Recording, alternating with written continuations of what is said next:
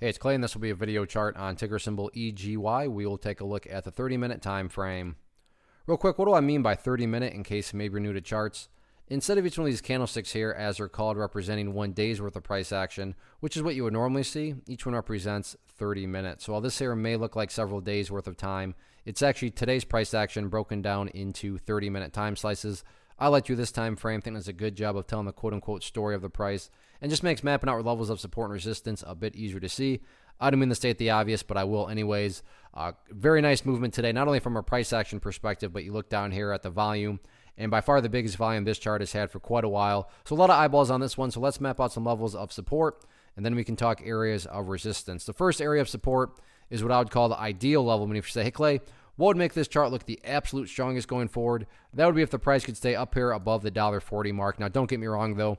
If the price falls below $1.40, by no means am I saying the entire chart's ruined or anything like that. But yeah, if the price can somehow stay up above that level, that would certainly be a huge sign of power going forward.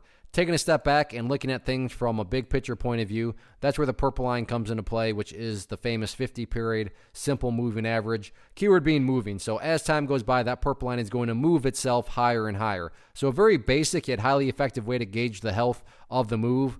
This right here being defined as quote-unquote the move. Just watch that purple line. As long as the price stays above that line, as the line itself moves higher and higher, then the bulls are in full health, the price action's in full control. However you can best visualize that, that's being represented. Again, yeah, staying above $1.40 would be great, but from the grand scheme of it all, as long as the price is above that purple line, the bulls 100% own the chart. What about levels of resistance?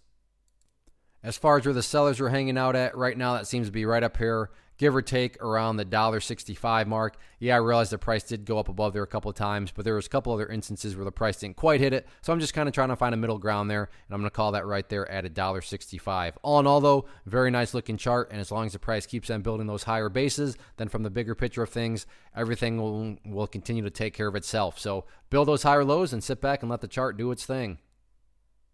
One of the biggest questions that I get is, hey Clay, how do you find the stocks that you trade? So what I've done is put together a free resource guide where I talk about the tools that I use to locate stocks that I find interesting and think may have potential. So if that sounds like something that could add value to you as a trader, then click on the image that is up on the screen right now and I will email you the guide. The guide itself is very short and to the point, and best part, it's completely free.